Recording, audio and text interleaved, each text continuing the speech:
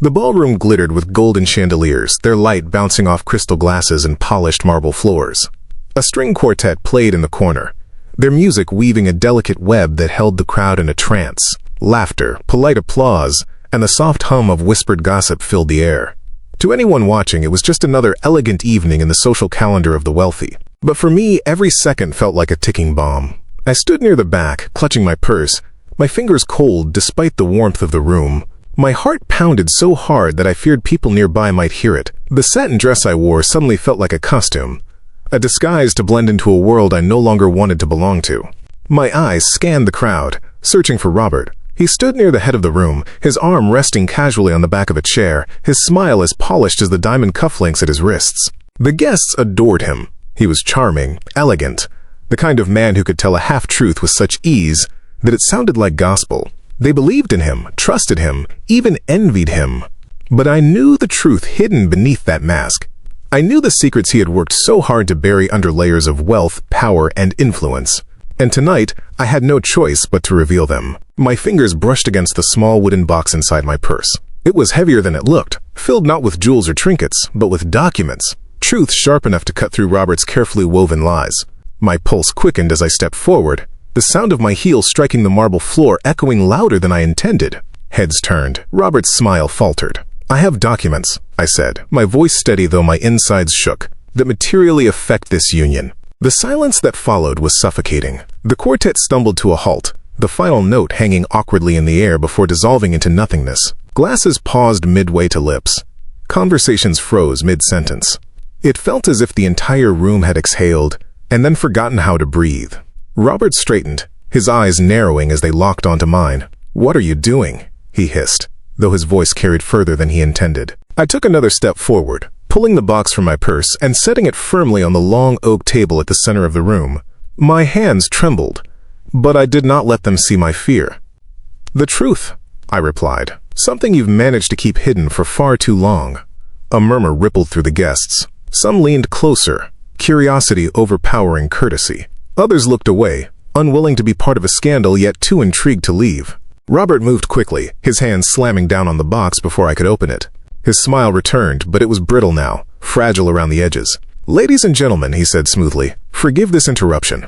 A small misunderstanding, nothing more." But I saw the flicker of panic in his eyes. I knew that behind his facade, he was unraveling. "This is no misunderstanding," I said, my voice firmer now.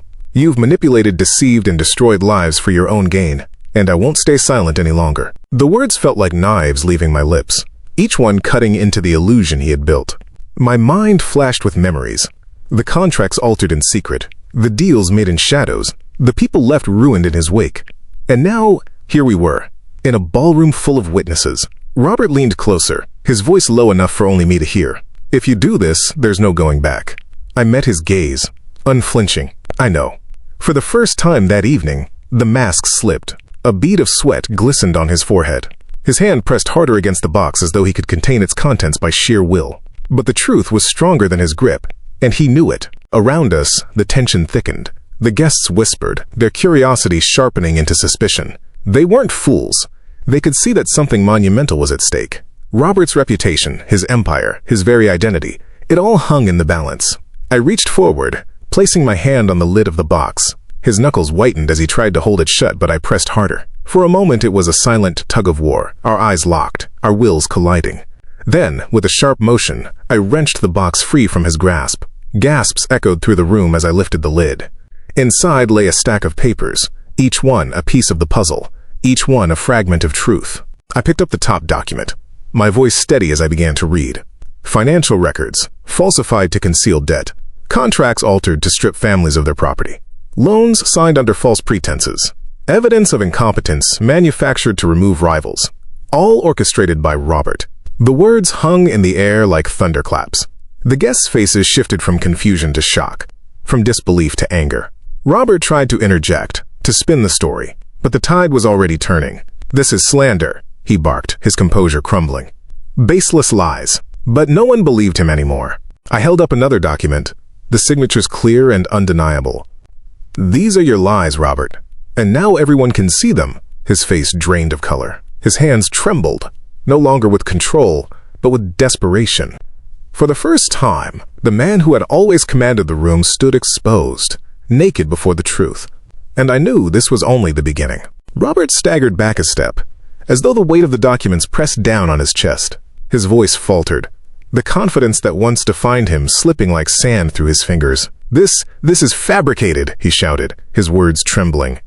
But the conviction was gone. The guests no longer looked at him with admiration. They looked at him with suspicion, even disgust. I lowered the papers, letting the silence stretch. Silence was more powerful than shouting. It left space for truth to sink deep. The faces around us told the story. Businessmen calculating what this revelation meant for their fortunes. Women in glittering gowns whispering behind jeweled hands. Journalists sharpening their memories into headlines.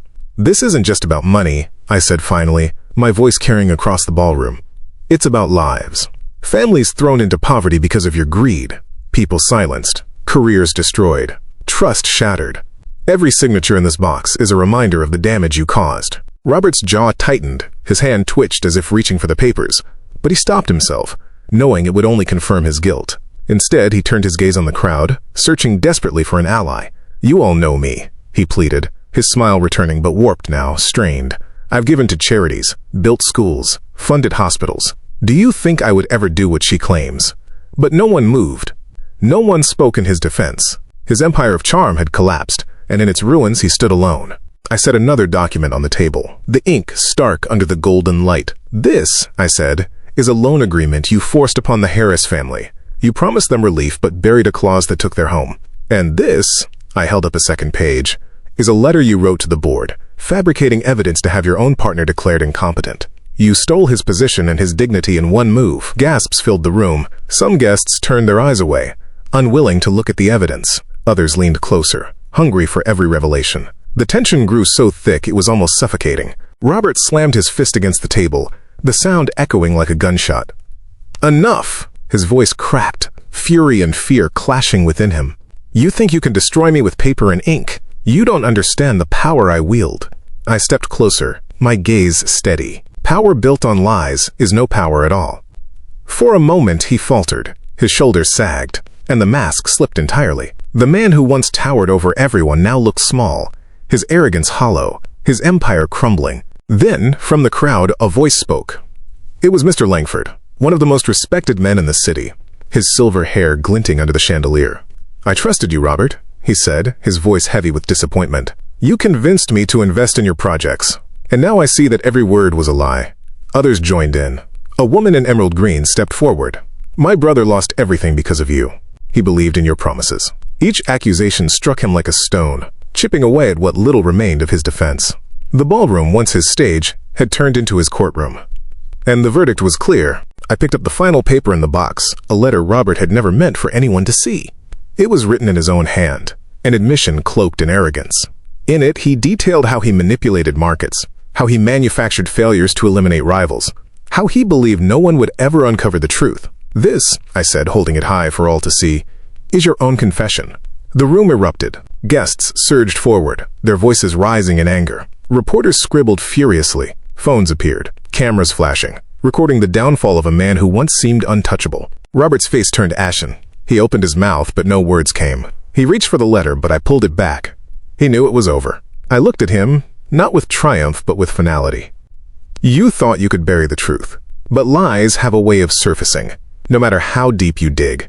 Security entered the room, summoned by the chaos. They approached cautiously, unsure if they were dealing with a host or a criminal. Robert tried to straighten, to summon the old authority in his voice, but it failed him. "Get her out of here," he demanded weakly. But the guards did not move. They looked instead at the documents, then at the furious crowd, then back at him. And in that silence it was clear. He had lost control. As they led him away, not me, but him, the air in the ballroom shifted. The tension broke, replaced by a strange mix of relief and outrage. People spoke louder now, their anger spilling out, their betrayal palpable. I stood at the center, the empty box before me, the truth finally free. My hands still trembled, but not from fear anymore. From release, from the knowledge that silence no longer chained me. Robert glanced back as he was taken out, his eyes burning with hatred, but also with something new, fear. He knew the empire he had built would crumble, brick by brick, until nothing remained. I closed the box, my heart steady for the first time in years. Tonight wasn't just about exposing Robert. It was about reclaiming my voice, about proving that no lie is stronger than the truth. And as the chandeliers flickered above and the guests erupted into a storm of whispers, I knew the story was no longer his. It was mine.